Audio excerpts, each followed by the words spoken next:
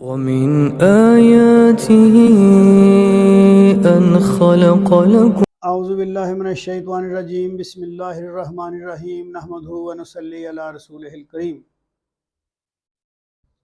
رب اشرح لی صدری ویسر لی امری واحلل عقدۃ من لسانی یفقہوا قولی اما بعد یہ قیامت کی نشانیاں بیان کی جا رہی ہیں.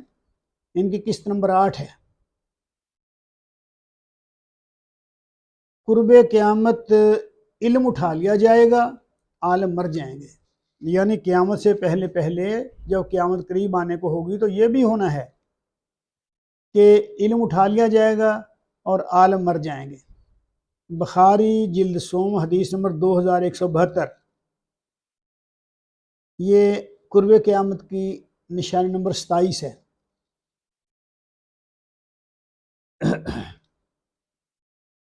یہ روایت کرتے ہیں حضرت عبداللہ بن عمر بن العاص. رسول اللہ صلی اللہ علیہ وسلم نے فرمایا، اللہ تعالیٰ قیامت کے قریب یہ نہیں کرے گا کہ علم دے کر چھین لے، بلکہ علم اس طرح اٹھائے گا کہ عالم لوگ مر جائیں گے، ان کے ساتھ علم بھی چلا جائے گا اور چند جاہل لوگ رہ جائیں گے. ان سے کوئی مسئلہ پوچھے گا تو اپنی رائے بیان کریں گے. آج کل یہی ہو رہا ہے، ہر بندہ عالم بنا بیٹھا ہے، نہ قرآن کا حوالہ نہ حدیث کا حوالہ، بس اپنی طرف سے بنائے چلے جا رہے ہیں اور فیس بک پہ لوڈ کرتے چلے جا رہے ہیں، یوٹیوب پہ لوڈ کرتے چلے جا رہے ہیں. نہ کوئی ریفرنس ہے حدیث کا، نہ قرآن کا، نہ کوئی آیت کا، نہ کچھ. اب یہی کام ہو رہا ہے. اب جاہل عالم بن چکے ہیں، کوئی پوچھنے والا نہیں ہے، کوئی گرفت نہیں ہے. قرب قیامت کی نشانی نمبر 28. قرب قیامت مدینہ شریر لوگوں کو باہر نکال دے گا. یعنی جب قیامت ہوگی تو مدینہ کے شرارتی لوگ، شریر لوگ باہر نکل جائیں گے. یہ ہے مسلم شریف کی جلد نمبر 3 اور حدیث نمبر 3352. حضرت ابو ہریرہ نے کہا، رسول اللہ صلی اللہ علیہ وسلم فرمایا، ایک وقت لوگوں پر ایسا آئے گا کہ آدمی اپنے بھتیجے کو، اپنے قرابت والے کو پکارے گا کہ آؤ ارزانی کے ملک میں، یعنی سستے ملک میں آج جہاں بہت مہنگائی نہیں بلکہ ارزانی ہے، سستی چیزیں ہیں، سکون ہے، آؤ ارزانی کے ملک میں، اور مدینہ ان کے لیے بہتر ہوگا. کاش کہ وہ جانتے ہوتے، اور قسم ہے اس پروردگار کی جس کے ہاتھ میں میری جان ہے، کہ کوئی شخص مدینہ سے بیزار ہو کر نہیں نکلتا کہ اللہ تعالیٰ اس سے بہتر دوسرا شخص بھیج دیتا ہے. یعنی جو مدینہ کو چھوڑ کر جاتا ہے تو اللہ اسے بہتر شخص وہاں بھیج دیتا ہے. آگاہ رہو کہ مدینہ ایسا ہے جیسے لوہار کی بٹی کہ نکال دیتا ہے میل اس کو، اور قیامت قائم نہ ہوگی جب تک مدینہ نہ نکال دے گا اپنے شریر لوگوں کو، جیسے کہ بھٹی نکال دیتی ہے لوہے کی میل کو. مطلب یہ ہوا کہ قیامت کے قریب سارے شریر لوگ، شرارتی لوگ مدینہ سے باہر خود بخود ہی چلے جائیں گے. نکال دینے کا مطلب یہی ہے کہ ان کا دل وہاں نہیں لگے گا، کچھ ان کا دل اچاٹ ہو جائے گا یا کچھ اور محرکات ہوں گے، وہ باہر نکل جائیں گے.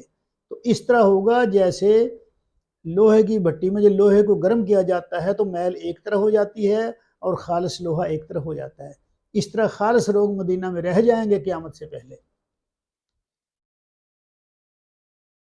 نشانی نمبر 29. مسلمانوں اور عیسائیوں کے درمیان بہت بڑی جنگ ہوگی. یہ مسلم جلد نمبر 6 حدیث نمبر 7281. یسیر بن جابر سے روایت ہے کہ ایک بار کوفہ میں لال آندھی آئی. ایک شخص آیا جس کا تکیہ کلام یہی تھا. تکیہ کلام ہوتا ہے کہ بات بات پہ بندہ وہی بات بولتا ہے، بات بات پہ وہی بات بولتا ہے، اسے تکیہ کلام کہتے ہیں. جس کا تکیہ کلام یہی تھا، اے عبداللہ بن مسعود قیامت آئی. یہ سن کر عبداللہ بن مسعود بیٹھ گئے اور پہلے تکیہ لگائے ہوئے تھے. انہوں نے کہا، قیامت قائم نہ ہوگی یہاں تک کہ ترکہ نہ بٹے گا. ترکہ کا مطلب ہے کہ جب لوگ مر جاتے ہیں اور پیچھے جائیداد چھوڑ جاتے ہیں، اس کو ترکہ کہتے ہیں، تو پھر وہ ترکہ ان کے وارثوں میں تقسیم ہوتا ہے۔ تو ایک ایسا وقت آئے گا کہ ترکہ بھی تقسیم نہیں ہوگا، لینے والے کوئی نہیں ہوگا، ترکہ نہ بٹے گا، اور لوٹ مال غنیمت سے خوشی نہ ہوگی۔ جب مفت چیز آتی ہے، مال غنیمت جس طرح جنگوں میں ملتا ہے، مال ملتا ہے، تو اس طرح کا مال ہاتھ آنے سے بھی کسی کو خوشی نہیں ہوگی، کیونکہ جب کوئی وارث ہی نہیں رہے گا تو ترکہ کو کون بانٹے گا، اور جب کوئی لڑائی سے زندہ ہی نہیں بچے گا تو لوٹ سے کیا خوشی ہوگی۔ یعنی ایسا وقت بھی آئے گا۔ پھر اپنے ہاتھ سے اشارہ کیا شام کے ملک کی طرف اور کہا دشمن یعنی نصارہ لوگ جمع ہوں گے مسلمانوں سے لڑنے کے لیے، اور مسلمان بھی ان سے لڑنے کے لیے جمع ہوں گے، یعنی عیسائیوں اور مسلمانوں کی لڑائی ہوگی زبردست۔ میں نے کہا، یعنی سوال کرنے والا کہہ رہا ہے کہ میں نے کہا دشمن سے تمہاری مراد نصارہ ہیں؟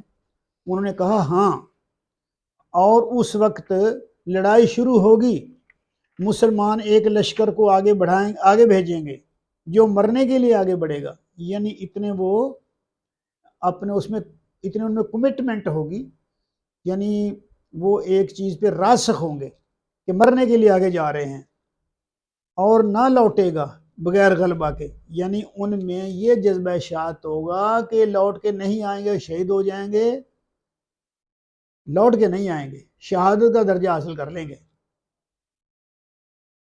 مسلمان ایک لشکر کو آگے بھیجیں گے جو مرنے کے لیے آگے بڑھے گا اور نہ لوٹے گا بغیر غلبہ کے، یعنی شہادت کے جذبے کے۔ پھر دونوں فریق لڑیں گے یہاں تک کہ رات ہو جائے گی، اور دونوں طرف کی فوجیں لوٹ جائیں گی، کسی کو غلبہ نہ ہوگا، اور جو لشکر لڑائی کے لیے بڑا تھا وہ بالکل فنا ہو جائے گا، یعنی سب قتل ہو جائیں گے۔ دوسرے دن مسلمان پھر ایک لشکر آگے بڑھائیں گے جو مرنے کے لیے یا غالب ہونے کے لیے جائے گا، یعنی دوسرے دن مسلمانوں کا ایک لشکر اور جائے گا، وہ بھی جذبہ شہادت لے کر جائے گا کہ واپس نہیں آنا، اور لڑائی بڑھتی رہے گی یہاں تک کہ رات ہو جائے گی۔ پھر دونوں طرف کی فوجیں لوٹ جائیں گی اور کسی کو غلبہ نہ ہوگا، اور وہ لشکر بھی فنا ہو جائے گا۔ جب چوتھا دن ہوگا تو جتنے مسلمان باقی رہ گئے ہوں گے وہ سب آگے بڑھیں گے۔ اس دن اللہ تعالیٰ کافروں کو شکست دے گا، اور ایسی لڑائی ہوگی کہ ویسی کوئی نہ دیکھے گا، یا ویسی لڑائی کسی نے نہیں دیکھی ہوگی، یہاں تک کہ پرندہ ان کے اوپر یا ان کے بدن پر اڑے گا پھر آگے نہیں بڑھے گا، وہ مردہ ہو کر گرے گا۔ یعنی اتنی لاشیں ہی لاشیں اتنی دور دراز تک پھیلی ہوں گی کہ اگر کوئی پرندہ اڑے گا تو وہ اڑتا اڑتا تھک جائے گا، تھک کے گر جائے گا، مر جائے گا گر کر، یعنی دور دور تک انسان مردہ پڑے ہوں گے۔ لوگ جو گنتی میں 100 ہوں گے ان میں سے ایک بچے گا، یعنی 99% جو ہیں وہ مر جائیں گے۔ اتنی زبردست لڑائی ہوگی اور اتنی بڑائی لڑائی ہوگی۔ ایسی حالت میں مال غنیمت سے کون سی خوشی حاصل ہوگی اور کون سا ترکہ بانٹا جائے گا؟ جب زندگی کوئی نہیں بچے گا تو پھر مال و دولت کس کام کا؟ پھر مسلمان اسی حالت میں ہوں گے کہ ایک اور بڑی آفت کی خبر سنیں گے، یعنی مسلمان ابھی میدان جنگ میں ہوں گے کہ ان کو اور ایک مصیبت کی خبر آئے گی۔ خبر لانے والا خبر کیا لائے گا؟ ایک پکار ان کو آئے گی کہ دجال ان کے پیچھے ان کے بال بچوں میں آ گیا، یعنی ان کو ایک منادی کرنے والا بتائے گا کہ دجال پہنچ چکا ہے تمہارے بال بچوں کے پاس ادھر شہر میں۔ یہ سنتے ہی جو کچھ ان کے ہاتھوں میں ہوگا اس کو چھوڑ کر روانہ ہوں گے، اور 10 سواروں کو تلاوے کے طور پر روانہ کریں گے۔ تلاوہ مطلب یہ ہے کہ سب سے آگے تیز رفتار دستے کو خبر لینے کے لیے بھیجنا کہ وہ جلدی جائیں، دجالی خبر لینے کے لیے وہ جائیں گے، یعنی 10 سوار تلاوہ کے۔ رسول اللہ صلی اللہ علیہ وسلم فرمایا میں ان سواروں کے اور ان کے باپوں کے نام جانتا ہوں، اس دن وہ ساری زمین کے بہتر سوار ہوں گے یا بہترین سواروں میں سے ہوں گے۔ یعنی رسول اللہ کو اللہ پاک نے علم دے دیا تھا۔ غیب کا عطائی علم یہی ہوتا ہے غیب کا، کہ اللہ ضرورت کے مطابق پیغمبروں کو غیب کا علم عطا کر دیتے ہیں۔ تو رسول اللہ صلی اللہ علیہ وسلم نے فرمایا کہ ایسے ہے جیسے میں ان کو دیکھ رہا ہوں اور ان کے باپوں کے نام بھی جانتا ہوں. یعنی آپ کو اللہ نے یہ علم دیا تھا تو یہ آپ کی پیشین گوئی ہے. پہلے بھی آپ کی ساری پیشین گوئیاں پوری ہوئی ہیں اور یہ پیشین گوئیاں بھی ضرور پوری ہوں گی، کیونکہ ہمارا ایمان ہے کہ ہمارا مذہب سچا ہے، پیغمبر اسلام سچا ہے. ومن آياته أن خلق لكم